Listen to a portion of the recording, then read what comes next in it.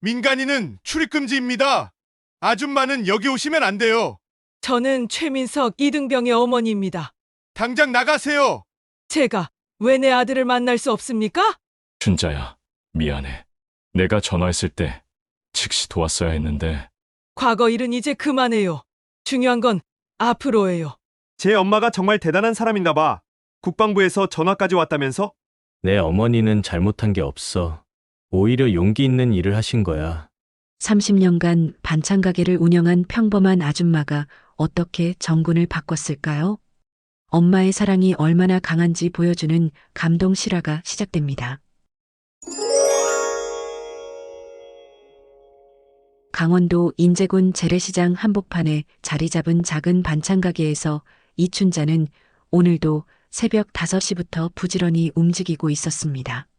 58이라는 나이가 무색할 정도로 억척스럽게 살아온 그녀의 손은 거칠었지만 그 손으로 만든 반찬들은 시장 사람들 사이에서 정평이 나 있었습니다. 어머니, 오늘도 일찍 나오셨네요. 옆 가게 아주머니가 인사를 건네자 춘자는 씩씩하게 웃으며 대답했습니다. 일찍 일어나는 새가 벌레를 잡는다잖아요. 게다가 오늘은 우리 민석이 면회 가는 날이거든요. 민석이라는 이름을 입에 올릴 때마다 춘자의 얼굴에는 자부심이 가득했습니다. 아들 최민석은 현재 707특임단에서 복무 중이었는데 어려운 환경에서도 꿋꿋하게 자라 특수부대까지 들어간 것이 춘자에게는 무엇보다 큰 자랑거리였습니다. 반찬 가게 준비를 마친 춘자는 평소보다 일찍 가게 문을 닫고 민석을 만나러 갈 채비를 시작했습니다. 거울 앞에서 머리를 단정히 빗고 며칠 전 시장에서 산 깔끔한 블라우스로 갈아입었습니다. 가방에는 민석이 어릴 때부터 좋아했던 엄마표 김치와 멸치볶음, 그리고 정성스럽게 만든 도시락을 넣었습니다. 울 아들이 얼마나 반가워할까? 춘자는 혼잣말을 하며 설레는 마음으로 부대를 향해 출발했습니다. 버스를 2번이나 갈아타고 1시간 반을 달려 마침내 부대 앞에 도착했을 때 춘자의 마음은 기대감으로 가득 차 있었습니다. 그러나 부대 정문 앞에서 마주한 현실은 춘자의 기대와는 전혀 달랐습니다. 젊은 헌병이 차갑게 그녀를 가로막았습니다. 민간인은 출입금지입니다. 아줌마는 여기 오시면 안 돼요. 저는 최민석 이등병의 어머니입니다. 면회 왔어요. 춘자가 정중하게 설명했지만 헌병의 태도는 변하지 않았습니다. 지금은 면회 시간이 아니고 사전 허가도 없으시잖아요. 돌아가세요. 춘자는 당황했습니다. 분명히 민석이 전화로 오늘 면회 가능하다고 했는데 왜 이런 일이 벌어지는지 이해할 수 없었습니다. 그럼 언제 면회할 수 있나요? 저는 강원도에서 왔어요. 그건 부대 사정이니까 나중에 연락드리겠습니다. 헌병의 말은 형식적이었고 춘자를 대하는 태도에는 묘한 경계심이 느껴졌습니다. 억장이 무너진 춘자는 부대 앞을 서성이며 고민에 빠졌습니다. 그냥 돌아갈 수도 없고 그렇다고 무작정 기다릴 수도 없는 상황이었습니다. 그때 춘자는 가방에서 핸드폰을 꺼내 한 번호를 눌렀습니다. 박 부장님, 저 춘자예요. 춘자의 목소리에는 평소와 다른 단호함이 묻어났습니다. 전화 너머로 들려오는 목소리는 놀라움을 감추지 못했습니다. 춘자야? 갑자기 웬일이야? 우리 민석이 면회 가려고 부대 앞에 왔는데 못 들어가게 해요. 뭔가 이상해요. 춘자의 말에 전화 너머가 잠시 조용해졌습니다. 그리고 이어진 박 부장의 말은 춘자에게 희망을 주었습니다. 알겠어. 내가 확인해 볼게. 전화를 끊은 춘자는 부대 앞에서 기다렸습니다. 그녀는 모르고 있었지만 방금 전 그 전화 한 통이 부대 전체를 뒤흔들 사건의 시작이었습니다.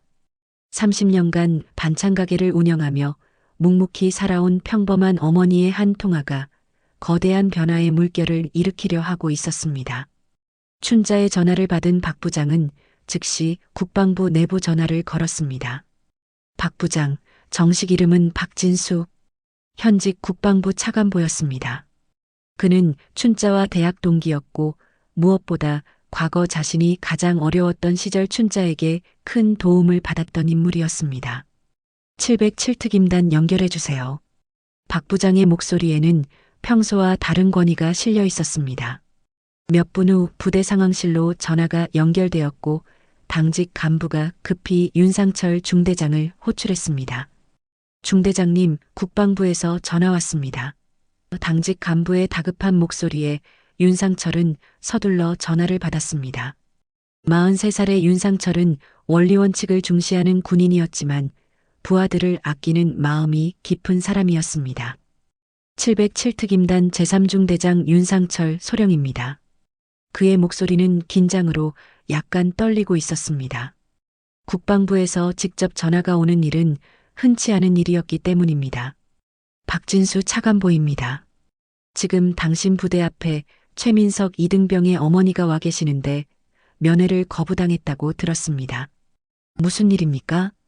박 부장의 목소리는 침착했지만 그 안에 담긴 의미를 윤상철은 놓치지 않았습니다.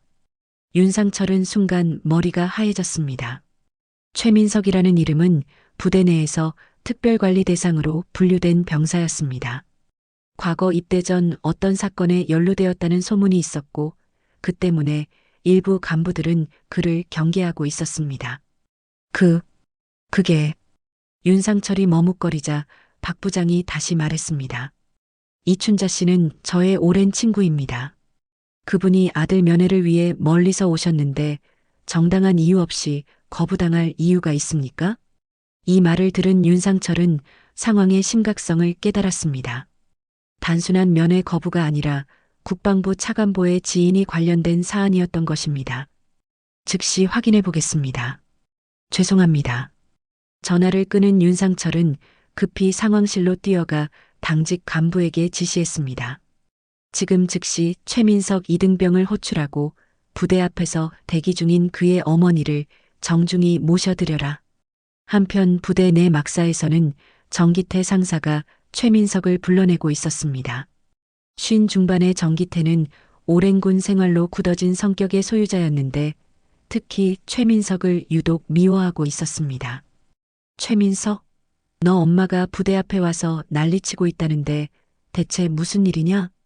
정기태의 목소리에는 짜증이 가득했습니다. 최민석은 조용히 대답했습니다. 면회 약속이 있었는데 갑자기 안 된다고 해서 어머니께서 당황하신 것 같습니다. 당황? 네 엄마가 뭐하는 여자냐? 국방부까지 전화해서 우리 부대를 뒤흔들어 놓고? 정기태의 눈빛이 험악해졌습니다. 그는 방금 전 중대장실에서 들은 이야기를 최민석에게 전하며 의심의 눈초리를 보냈습니다. 최민석은 어머니가 국방부에 전화했다는 말에 놀랐습니다. 춘자가 누구에게 전화했는지 몰랐지만 단순한 반찬 가게 운영하는 어머니가 그런 연줄이 있다는 것이 믿기지 않았습니다. 상사님, 저도 잘 모르겠습니다. 어머니께서 누구에게 전화하셨는지. 최민석의 말이 끝나기도 전에 정기태가 소리를 질렀습니다. 모른다고? 네 엄마 백 믿고 설치는 거 아니냐? 앞으로 너를 특별히 관리하겠다. 각오해. 정기태는 최민석을 노려보며 위협적인 말을 던졌습니다. 그때 중대장실에서 전령이 뛰어와 최민석을 불렀습니다. 최민석 이등병, 중대장님이 급히 부르십니다. 최민석이 중대장실로 향하는 동안 정기태는 혼잣말을 중얼거렸습니다. 저 녀석 엄마가 뭔가 수상해. 평범한 반찬 가게 아줌마가 국방부 차관보와 연결될 리가 없는데. 윤상철 중대장은 최민석을 마주하며 복잡한 심경이었습니다. 그는 최민석이 입대 전 어떤 사건에 연루되었다는 보고를 받고 있었지만 지금 상황에서는 그보다 더 중요한 문제가 있었습니다. 최민석, 너의 어머니가 부대 앞에 와 계신다. 지금부터 정식 면회를 진행하겠다. 윤상철의 말에 최민석은 안도의 표정을 지었습니다. 하지만 윤상철의 마음속에는 의문이 가득했습니다. 과연 이춘자는 어떤 사람일까? 그리고 박 부장과는 어떤 관계일까? 이 모든 것이 단순한 우연일까? 아니면 더 큰 이야기의 시작일까? 부대는 이미 술렁이기 시작했습니다. 국방부에서 직접 전화가 왔다는 소식이 퍼지면서 최민석을 보는 시선들이 달라지고 있었습니다. 어떤 이들은 부러움을, 어떤 이들은 의심을 품었습니다. 면회실에서 춘자와 민석이 마주 앉았을 때 어머니와 아들 모두 서로를 바라보며 복잡한 감정을 느꼈습니다. 춘자는 민석이 평소보다 말수가 적고 얼굴이 굳어 있는 것을 단번에 알아차렸습니다. 민석아, 엄마가 갑자기 와서 놀랐지? 춘자는 가방에서 정성스럽게 싸온 도시락을 꺼내며 말했습니다. 민석은 고개를 저으며 대답했습니다. 아니에요. 어머니가 오신다고 해서 기다리고 있었는데 갑자기 면회가 안 된다고 해서 당황했어요. 그래서 엄마가 아는 분한테 전화했다. 박 부장님이라고 대학 때 동기셨어. 춘자의 말에 민석은 의아한 표정을 지었습니다.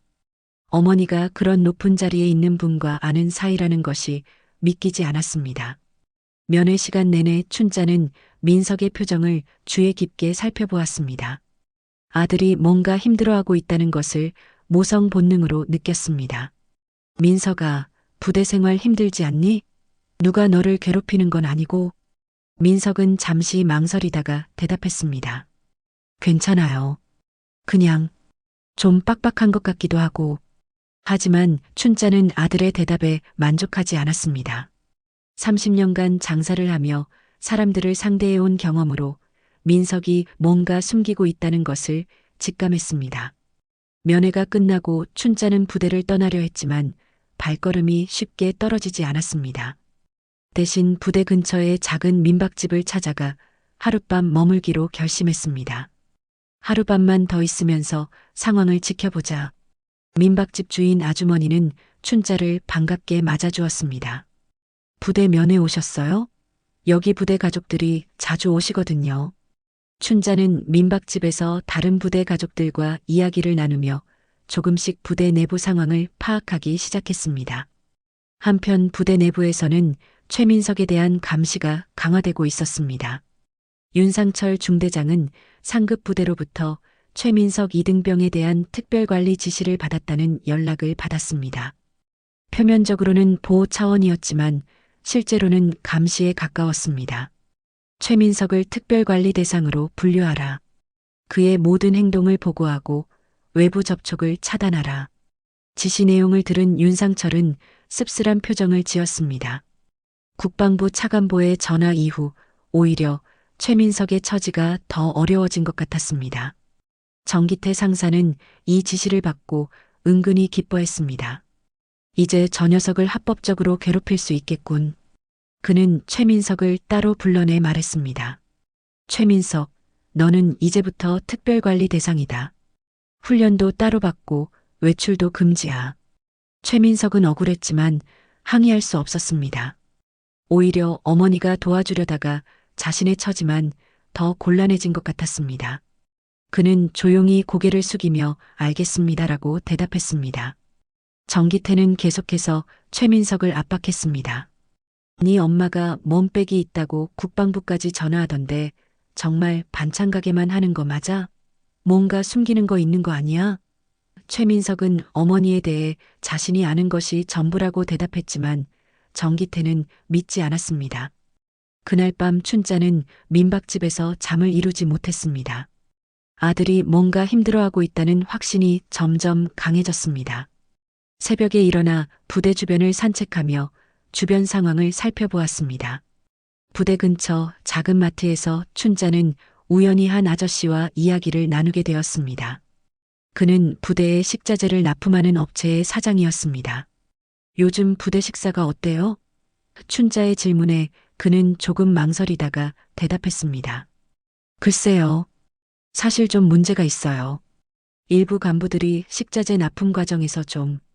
그는 말을 흐렸지만 춘자는 그 속뜻을 어렴풋이 알 수 있었습니다. 혹시 우리 민석이가 그런 것 때문에 괴롭힘을 당하는 건 아닐까요? 춘자의 질문에 마트 사장은 놀란 표정을 지었습니다. 민석이가 누구세요? 최민석 이등병이요. 제 아들이에요. 춘자의 대답을 들은 마트 사장은 잠시 침묵했습니다. 그리고 조심스럽게 말했습니다. 혹시 그 아이가 뭔가 알고 있는 걸까 봐서 그런 게 아닐까요? 춘자는 그 말에 확신을 얻었습니다. 아들이 단순히 군 생활이 힘들어서가 아니라 다른 이유로 괴롭힘을 당하고 있다는 것을 깨달았습니다.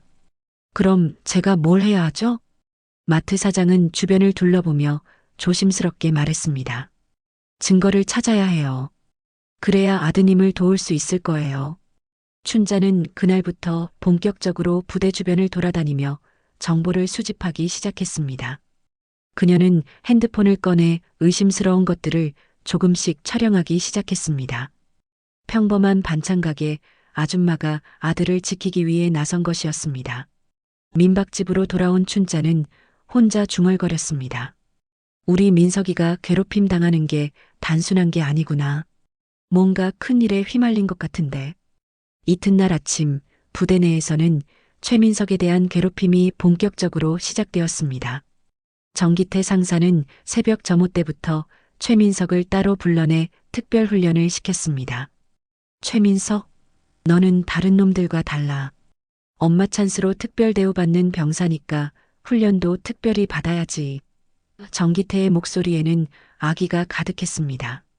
다른 병사들이 아침 식사를 하는 동안 최민석 혼자 운동장에서 무거운 모래주머니를 지고 뛰어야 했습니다. 동기들은 최민석을 바라보며 수군거렸습니다. 제 엄마가 정말 대단한 사람인가 봐. 국방부에서 전화까지 왔다면서? 그런데 왜 저렇게 괴롭힘 당하는 거야? 일부 고참병들은 최민석을 엄마 찬스 병사라고 부르며 놀려댔습니다. 야, 최민석? 힘들면 엄마한테 전화해. 국방부에서 또 전화 올 거야. 이런 말들을 들을 때마다 최민석의 얼굴은 붉어졌지만 그는 꾹 참고 견뎠습니다. 한편 춘자는 마트 사장과 다시 만나 더 자세한 이야기를 들었습니다. 마트 사장은 춘자를 구석진 곳으로 데려가 조심스럽게 말을 꺼냈습니다. 사실 부대 식자재 납품에 문제가 많아요. 품질 좋은 재료값을 받고 싸구려를 납품하는 일이 비일비재하죠. 그럼 우리 애들이 제대로 된 밥을 못 먹는다는 말씀이세요? 춘자의 목소리에 분노가 섞여 있었습니다.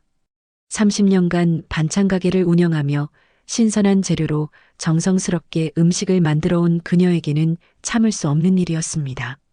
마트 사장은 고개를 끄덕였습니다. 그뿐만 아니라 일부 간부들이 납품업체로부터 리베이트를 받는다는 소문도 있어요. 특히 정기태 상사가. 그는 말을 흐렸습니다. 춘자는 즉시 핸드폰을 꺼내 마트 사장의 증언을 녹음하려 했지만 그는 손사래를 쳤습니다. 아직은 안 돼요. 너무 위험해요. 하지만 직접 확인할 수 있는 방법이 있어요. 다음 날 춘자는 마트 사장의 안내로 납품 트럭이 부대로 들어가는 과정을 몰래 지켜보았습니다. 납품업체 직원들이 품질이 떨어지는 식자재를 트럭에서 내리는 모습을 목격했습니다. 상한 채소들, 유통기한이 임박한 육류들이 버젓이 부대로 들어가고 있었습니다. 춘자는 조심스럽게 핸드폰으로 이 장면들을 촬영했습니다. 이런 걸로 우리 애들 밥을 해준다고? 그녀의 마음은 분노로 가득 찼습니다. 아들뿐만 아니라 모든 장병들이 이런 부실한 식사를 하고 있다는 사실에 참을 수 없었습니다. 그때 정기태 상사가 납품업체 사장과 만나는 모습도 포착되었습니다. 두 사람은 부대 뒤편에서 만나 무언가를 주고받았습니다. 춘자는 멀리서나마 그 장면을 핸드폰으로 찍을 수 있었습니다. 부대 내에서 최민석은 점점 더 힘든 시간을 보내고 있었습니다. 정기태는 매일같이 그를 따로 불러내 무리한 훈련을 시켰고 다른 병사들 앞에서 모욕을 주었습니다. 최민석, 너 엄마가 뭘 하는 사람인지 정확히 말해봐. 단순한 반찬 가게 아줌마가 국방부 차관보와 아는 사이일 리 없잖아. 정기태의 추궁에 최민석은 진실만을 말했습니다. 정말 반찬 가게를 하세요. 다른 건 저도 모르겠습니다. 하지만 정기태는 최민석이 거짓말을 한다고 생각했습니다. 그리고 더욱 거칠게 대했습니다. 식사 시간에도 최민석에게는 다른 대우가 기다리고 있었습니다. 너는 특별한 놈이니까 특별한 밥을 먹어야지. 정기태는 최민석에게만 가장 질 떨어지는 반찬과 밥을 주었습니다. 다른 병사들이 보는 앞에서 벌어지는 일이었지만 아무도 나서지 못했습니다. 윤상철 중대장은 이런 상황을 어느 정도 알고 있었지만 상급 부대의 지시와 정기태의 고참 지휘 때문에 쉽게 개입할 수 없었습니다. 그는 최민석을 따로 불러 조심스럽게 물어보았습니다. 최민석, 부대 생활에 적응하는데 어려움은 없나? 윤상철의 배려 어린 질문에 최민석은 잠시 망설였습니다. 하지만 결국 괜찮습니다라고 대답했습니다. 군인으로서 참고 견뎌야 한다고 생각했기 때문입니다. 그날 저녁 춘자는 촬영한 영상들을 다시 살펴보며 확신을 얻었습니다. 이거야. 우리 민석이가 괴롭힘 당하는 이유가 바로 이거구나. 그녀는 아들이 이런 부정에 대해 뭔가 알고 있거나 혹은 알게 될까봐 미리 입을 막으려는 것이라고 추측했습니다. 춘자는 마트 사장에게 다시 연락했습니다. 이제 확실한 증거가 있어요. 어떻게 해야 할까요? 마트 사장은 신중하게 대답했습니다. 조심해야 해요. 그 사람들이 알면 더 큰 일이 날 수도 있어요. 하지만 춘자의 결심은 확고했습니다. 우리 애가 이런 일 때문에 괴롭힘 당하고 있는데 가만히 있을 수는 없어요. 정의롭지 못한 일을 보고도 침묵할 수는 없습니다. 그날 밤 춘자는 잠들기 전 혼잣말을 했습니다. 민석아, 엄마가 꼭 너를 지켜줄게. 그리고 다른 애들도 제대로 된 밥 먹을 수 있게 해줄 거야. 춘자가 촬영한 영상이 세상에 알려지게 된 것은 뜻하지 않은 실수 때문이었습니다. 민박집에서 다른 부대 가족과 이야기를 나누던 중 춘자는 자신이 찍은 영상을 보여주며 상황을 설명했습니다. 그런데 그 자리에 있던 한 어머니가 기자인 딸에게 이 이야기를 전했고 곧 지역 언론사에서 춘자에게 연락이 왔습니다. 정말 부대 식자재 납품 비리 현장을 직접 촬영하셨다고요? 기자의 질문에 춘자는 처음에 망설였습니다. 하지만 아들과 다른 장병들을 생각하며 용기를 냈습니다. 네, 직접 봤어요. 우리 애들이 먹을 음식이 이런 식으로 납품되고 있더라고요. 영상이 뉴스로 방송되자 부대는 순식간에 발칵 뒤집혔습니다. 707특임대 식자재 납품 비리 의혹이라는 제목으로 보도된 뉴스는 사회적 파장을 일으켰습니다. 특히 춘자가 촬영한 정기태 상사와 납품업체 사장의 만남 장면은 결정적 증거가 되었습니다. 윤상철 중대장은 급하게 소집된 긴급회의에서 상급자들의 질책을 받았습니다. 어떻게 관리를 했길래 이런 일이 벌어졌습니까? 언론에까지 알려져서 부대 이미지가 실추되었습니다. 정기태 상사는 뉴스가 나간 직후부터 자취를 감췄습니다. 부대에서는 그를 찾기 위해 비상이 걸렸지만 이미 휴대폰도 꺼놓고 어디론가 사라진 상태였습니다. 동료 간부들은 정기태가 정말 그런 일을 했을까? 하며 의심했지만 영상 증거 앞에서는 할 말이 없었습니다. 최민석은 뉴스를 보고 충격을 받았습니다. 어머니가 자신을 위해 이런 큰일을 벌였다는 것을 깨달았습니다. 하지만 동시에 걱정도 되었습니다. 이제 부대 내에서 자신의 처지가 더욱 어려워질 것이 분명했기 때문입니다. 최민석, 내 엄마가 우리 부대를 뒤엎어놨구나. 동기들의 시선도 복잡했습니다. 어떤 이들은 잘했다며 지지했지만 어떤 이들은 괜히 건드렸다가 우리까지 피해보는 거 아니야?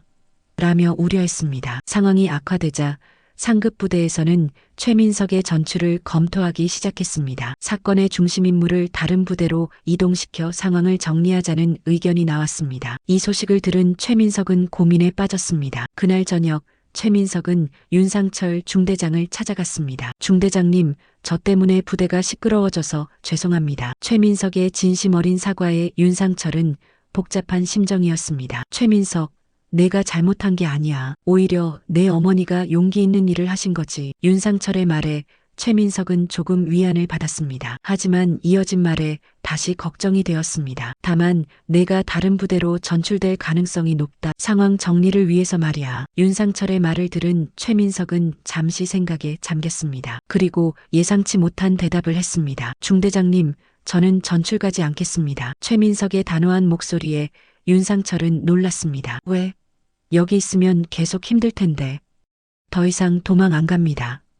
제가 여기에 남겠습니다. 최민석의 눈에는 이전과 다른 결의가 보였습니다. 어머니께서 용기를 내셨는데 저만 피해서는 안 되잖아요.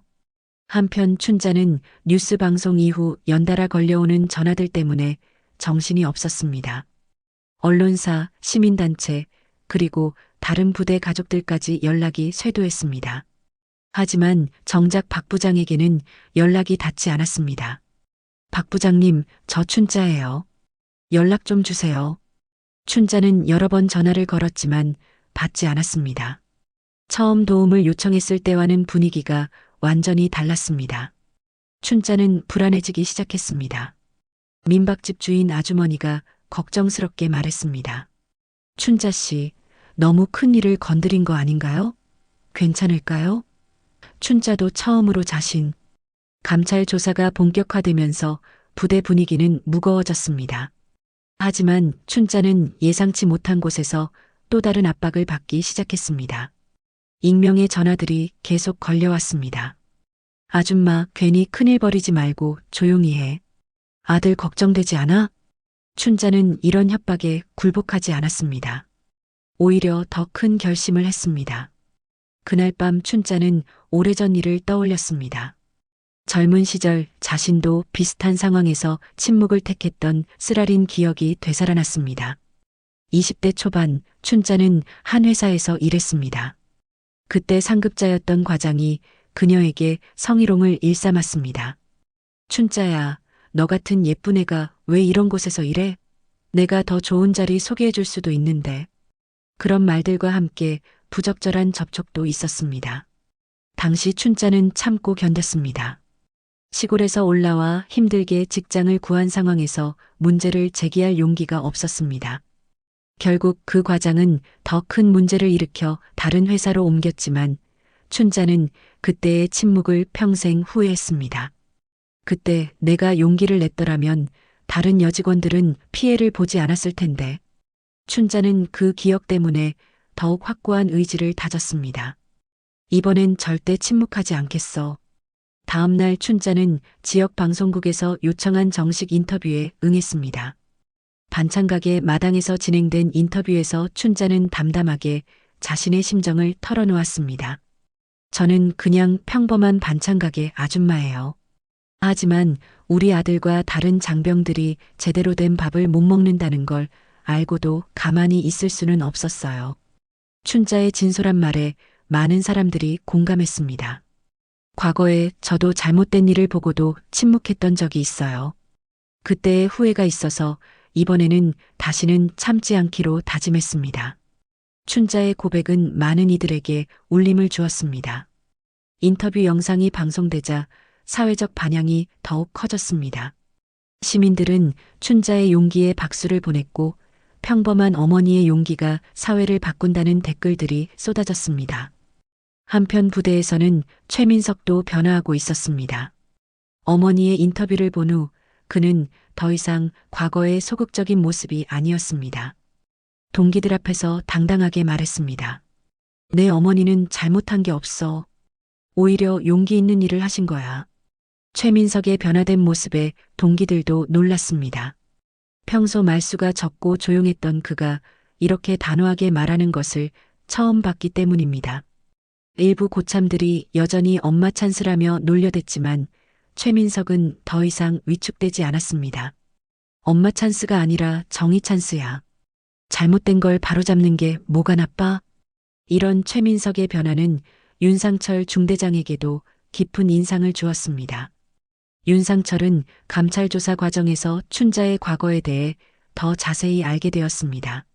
조사관이 전해준 춘자의 과거 이력을 보고 그는 충격을 받았습니다. 춘자와 박 부장은 대학 동기였을 뿐만 아니라 춘자가 박 부장을 위해 큰 희생을 했다는 사실이 밝혀졌습니다. 대학 시절 박 부장이 학생운동으로 위기에 처했을 때 춘자가 자신을 희생해서 그를 구해줬던 것입니다. 그때 춘자가 아니었다면 제가 지금의 자리에 있을 수 없었을 겁니다. 박 부장의 과거 증언록에서 발견된 내용이었습니다.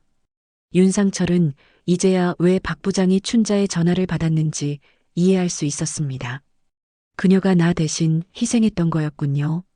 윤상철은 춘자에 대한 존경심이 생겼습니다. 단순히 아들을 위한 어머니의 마음이 아니라 정의로운 신념을 가진 사람이라는 것을 깨달았습니다. 그날 저녁 윤상철은 최민석을 따로 불러 말했습니다. 최민석, 내 어머니는 정말 대단한 분이시다. 너도 그런 어머니의 아들답게 당당하게 살아라. 감사합니다, 중대장님. 저도 어머니처럼 떳떳한 사람이 되고 싶어요. 최민석의 대답에서 윤상철은 진정한 군인의 모습을 보았습니다. 한편 도주했던 정기태 상사가 마침내 체포되었습니다.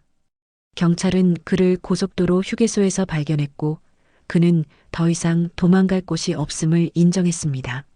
체포 과정에서 정기태는 모든 게 들통났구나라며 체념했습니다. 정기태의 체포 소식을 들은 춘자는 안도했습니다. 이제 진실이 모두 밝혀지겠구나. 하지만 그녀의 마음 한편에는 여전히 걱정이 있었습니다. 민석이가 부대에서 잘 지내고 있을지 궁금했습니다. 그날 밤 춘자는 반찬 가게에서 혼자 정리를 하며 생각에 잠겼습니다. 내가 한 일이 정말 옳은 일이었을까? 하지만 곧 확신에 찬 목소리로 혼잣말했습니다. 맞아. 잘못된 건 바로 잡아야 해. 과거에 내가 침묵했던 것처럼 다시는 안 돼. 춘자는 자신의 선택을 후회하지 않았습니다. 아들뿐만 아니라 모든 장병들을 위한 일이었다고 믿었습니다. 부대에서는 새로운 식자재 납품업체 선정 작업이 시작되었습니다. 이번에는 투명하고 공정한 절차를 거쳐 업체를 선정하기로 했습니다. 최민석도 이런 변화를 지켜보며 뿌듯함을 느꼈습니다. 어머니 덕분에 정말 많은 게 바뀌고 있어. 최민석은 어머니에 대한 자부심으로 가슴이 벅찼습니다. 정기태의 체포 이후에도 춘자는 멈추지 않았습니다. 단순히 한 사람의 비리를 밝혀내는 것으로는 충분하지 않다고 생각했습니다. 근본적인 시스템 개선이 필요하다는 확신이 들었습니다. 춘자는 국방부에 정식 민원을 접수하기로 결심했습니다. 이번에는 제대로 해야겠어. 춘자는 민박집에서 밤새 민원서를 작성했습니다. 부대 내 식자재 납품 시스템의 전면 개선, 투명한 감시체계 구축, 그리고 장병들의 인권 보호를 위한 구체적인 방안들을 담았습니다. 다음 날 아침 춘자는 직접 국방부로 향했습니다. 민원실에서 담당자는 춘자의 자세한 진술과 증거 자료들을 보며 놀라워했습니다. 이런 체계적인 자료를 개인이 수집하신 거예요? 제가 30년간 장사를 해왔어요. 좋은 재료와 나쁜 재료 구별하는 건 눈 감고도 할 수 있습니다. 춘자의 전문성이 묻어나는 설명에 담당자들도 고개를 끄덕였습니다. 민원 접수가 끝난 후 춘자는 언론사와의 추가 인터뷰를 준비했습니다. 이번에는 단순한 고발이 아니라 건설적인 대안 제시에 초점을 맞췄습니다. 비판만 하는 게 아니라 어떻게 바꿔야 하는지도 제시해야죠. 그때 예상치 못한 전화가 걸려왔습니다. 박 부장이었습니다. 며칠간 연락이 닿지 않았던 그가 직접 전화를 건 것입니다. 춘자야, 지금 어디 있어? 내가 찾아가겠다. 박 부장의 목소리에는 이전과 다른 무거움이 있었습니다. 춘자는 직감적으로 중요한 이야기가 있을 것이라고 느꼈습니다. 지금 국방부 근처에 있어요. 근처 카페에서 만날까요? 1시간 후 카페에서 만난 박 부장의 얼굴은 초라해 보였습니다. 평소의 당당한 모습과는 완전히 달랐습니다. 그는 춘자 앞에 앉자마자 고개를 숙였습니다. 춘자야, 미안해. 정말 미안해. 박 부장의 갑작스러운 사과에 춘자는 당황했습니다. 갑자기 왜 그래요? 내가 처음 전화했을 때 즉시 도왔어야 했는데 그 후에는 연락을 피했어. 솔직히 말하면 내 자리가 위험해질까봐 두려웠던 거야. 박 부장의 고백에 춘자는 복잡한 심정이었습니다. 박 부장은 계속해서 자신의 심정을 털어놓았습니다. 하지만 내가 혼자서 이 모든 걸 해내는 걸 보면서 부끄러웠어. 대학 시절 너에게 도움받았을 때를 생각하니 더욱 그랬고 과거 일은 이제 그만해요. 중요한 건 앞으로예요. 춘자의 말에 박 부장은 고개를 들어 그녀를 바라봤습니다. 내가 옳았어. 춘자야, 정말 옳았어. 박 부장은 갑자기 무릎을 꿇었습니다. 카페 안의 사람들이 놀란 시선으로 바라봤지만 그는 개의치 않았습니다. 춘자야, 용서해줘. 그리고 고마워. 내가 아니었다면 이런 문제들이 계속 묻혀 있었을 거야. 춘자는 박 부장을 일으켜 세우며 말했습니다. 이제 진짜 도와주세요. 제대로 된 시스템을 만들 수 있도록 도와주세요. 박 부장은 고개를 끄덕이며 약속했습니다. 그날 오후 박 부장의 주도로 국방부 내에서 긴급 대책회의가 열렸습니다. 춘자의 민원을 검토하고 즉시 실행 가능한 개선 방안들을 논의했습니다. 이춘자 씨의 지적사항들을 즉시 반영하여 개선하겠습니다. 한편 부대에서는 본격적인 감찰 조사 결과가 발표되었습니다. 정기태 상사의 비리가 공식 확인되었고 관련된 납품업체들도 모두 계약이 해지되었습니다. 윤상철 중대장은 전체 장병들 앞에서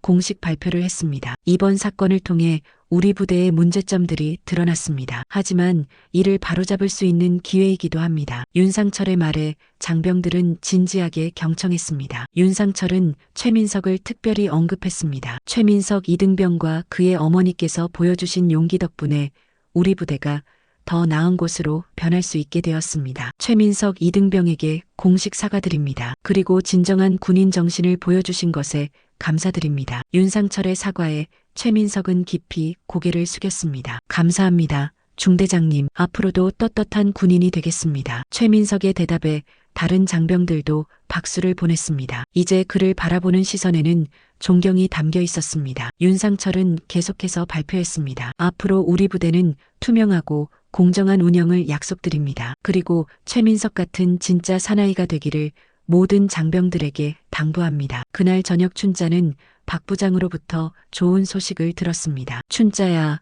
국방부에서 정군 단위로 식자재 납품 시스템을 개선하기로 했어. 내가 제시한 방안들이 대부분 채택되었어. 정말요? 그럼 다른 부대 애들도 제대로 된 밥을 먹을 수 있게 되는 거네요. 춘자의 기쁨에 찬 목소리에 박 부장도 미소를 지었습니다. 그뿐만 아니라 장병들의 인권 보호를 위한 새로운 신고 체계도 만들어질 예정이야. 춘자야, 내가 정말 큰일을 해낸 거야. 박 부장의 말에 춘자는 감격했습니다. 그날 밤 춘자는 민박집에서 민석에게 전화했습니다. 민석아, 이제 끝났어. 정말 끝났어. 춘자의 목소리에는 안도와 기쁨이 섞여 있었습니다. 어머니, 정말 고생 많으셨어요. 어머니 덕분에 저뿐만 아니라 모든 장병들이 더 나은 환경에서 군 생활할 수 있게 되었어요. 민석의 고마운 마음이 전화기 너머로 전해졌습니다. 모든 사건이 정리된 지 한 달 후 춘자는 마침내 인제로 돌아왔습니다. 오랜만에 보는 재래시장의 모습이 더없이 반가웠습니다. 옆 가게 아주머니들이 반갑게 인사를 건넸습니다. 춘자야, 텔레비전에서 봤어. 정말 대단하더라. 별일 아니에요. 그냥 엄마 마음이었어요. 춘자는 겸손하게 웃으며 대답했습니다. 하지만 그녀의 마음속에는 뿌듯함이 가득했습니다. 아들뿐만 아니라 모든 장병들을 위한 일을 해냈다는 자부심이 있었습니다. 반찬가게 문을 열고 들어선 춘자는 한동안 가게를 비운 사이 쌓인 먼지들을 정리하기 시작했습니다. 30년간 자신의 터전이었던 이곳에서 다시 새로운 시작을 하는 기분이었습니다. 역시 집이 최고야. 춘자는 익숙한 도마 위에 물을 올리고 칼을 들었습니다. 손에 익은 칼질로 무채를 썰면서 마음의 평화를 되찾았습니다. 이것이 바로 자신의 본 모습이었습니다. 새벽부터 정성스럽게 국을 끓이고 반찬을 준비하는 춘자의 모습은 예전과 다를 바 없었습니다. 하지만 그녀의 마음가짐은 완전히 달라져 있었습니다. 밥은 사람을 살린다는 말이 새삼 가슴 깊이 와닿았습니다. 아침 일찍부터 시장 사람들이 춘자의 가게를 찾기 시작했습니다. 춘자야, 우리 영웅 돌아왔네. 정말 용기 있는 일했어. 사람들의 따뜻한 격려에 춘자는 감사의 마음을 전했습니다. 제가 특별한 게 아니에요. 누구나 할 수 있는 일이었어요. 춘자의 겸손한 태도에 사람들은 더욱 그녀를 존경하게 되었습니다. 오히려 춘자는 이런 관심이 부담스럽기도 했습니다. 점심시간 즈음 예상치 못한 손님이 가게를 찾았습니다. 윤상철 중대장이었습니다. 그는 부대에서 휴가를 내고 일부러 춘자를 찾아온 것이었습니다. 어머님, 안녕하세요. 최민석 이등병의 중대장 윤상철입니다. 윤상철의 정중한 인사에 춘자는 놀라며 맞았습니다. 어머, 중대장님이 왜 이런 시골까지? 꼭 한번 뵙고 싶었습니다. 어머님께서 하신 일이 얼마나 대단한 건지 직접 말씀드리고 싶어서요.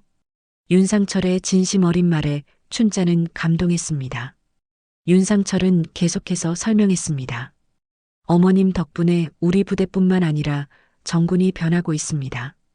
새로운 시스템이 도입되고 장병들의 인권도 한층 보장받게 되었어요. 그저 우리 민석이가 걱정되어서 한 일인데 그렇게 큰 변화가 일어났다니 다행이에요. 춘자는 따뜻한 국 한 그릇을 윤상철 앞에 내놓았습니다. 윤상철은 국을 한 숟가락 떠먹고 감탄했습니다. 정말 맛있습니다. 이런 정성스러운 음식으로 자란 민석이가 왜 그렇게 훌륭한 인격을 가지게 되었는지 알겠어요. 민석이가 부대에서 잘 지내고 있나요? 춘자의 걱정스러운 질문에 윤상철은 환한 미소로 대답했습니다. 네, 정말 잘하고 있어요. 이제는 모든 장병들이 민석이를 존경합니다. 그리고 민석이 자신도 완전히 달라졌어요. 당당하고 자신감 넘치는 진짜 군인이 되었습니다. 윤상철의 말에 춘자의 얼굴에 미소가 번졌습니다. 윤상철은 자리에서 일어나며 깊이 인사했습니다. 어머님 정말 감사합니다. 민석이는 진짜 사나이고 어머님은 진짜 어머니세요. 그날 오후 춘자에게 여러 언론사에서 연락이 왔습니다. 후속 인터뷰를 요청하는 내용들이었습니다. 하지만 춘자는 정중히 거절했습니다. 이제 일상으로 돌아가고 싶어요. 제가 한 일은 특별한 게 아니에요. 그냥 엄마로서, 시민으로서 당연히 해야 할 일을 했을 뿐이에요. 춘자의 담담한 대답에 기자들도 더 이상 설득하지 않았습니다. 저녁 무렵 민석에게서 전화가 왔습니다. 어머니, 중대장님이 어머니를 뵙고 오셨다면서요? 응, 정말 좋은 분이시더라. 너를 많이 아껴주시는 것 같아. 어머니 덕분에 저도 정말 많이 배웠어요. 앞으로 전역하면 어머니 일을 도와드리고 싶어요. 민석의 말에 춘자는 기뻤습니다. 아들이 성숙해진 것을 느낄 수 있었습니다. 그래, 우리 함께 장사하자. 그런데 민석아, 전역하면 꼭 기억해. 정의로운 일에는 용기를 내야 한다는 것 말이야. 춘자의 당부에 민석은 힘차게 대답했습니다. 그날 밤 춘자는 가게 정리를 하며 혼자 중얼거렸습니다. 내가 낳은 건 아들이 아니라 정이었지. 자신이 키워낸 것은 단순히 아들이 아니라 올바른 가치관을 가진 사람이라는 생각이 들었습니다. 몇 달 후 민석이 휴가를 나와 어머니를 찾았을 때 시장 사람들은 그를 영웅의 아들이라고 불렀습니다. 하지만 민석은 겸손하게 말했습니다. 저는 그냥 어머니의 아들일 뿐이에요. 춘자와 민석이 함께 반찬 가게에서 일하는 모습을 본 시장 사람들은 흐뭇해했습니다. 저 집은 진짜 사나이 집이야. 어머니도 대단하고 아들도 대단해. 시간이 흘러 민석이 전역한 후에도 춘자의 반찬 가게는 여전히 시장에서 가장 인기 있는 곳 중 하나였습니다. 하지만 춘자는 결코 과거의 일을 자랑하지 않았습니다. 어느 날 어린 손자를 데리고 온 할머니가 물었습니다. 춘자 씨, 그때 정말 무서우셨겠어요. 춘자는 국자로 따뜻한 국을 떠서 할머니에게 건네며 웃었습니다. 그때 내가 전화한 건 빽이 아니라 울 아들 지키려고 한 거라오. 춘자의 말에는 여전히 당당함이 묻어났습니다. 그리고 그 당당함은 이제 민석에게도 그대로 전해져 있었습니다. 반찬 가게 앞에 걸린 작은 현수막에는 이렇게 적혀 있었습니다. 정성으로 만든 집밥 마이너스 몸도 마음도 건강하게 춘자의 철학이 고스란히 담긴 문구였습니다.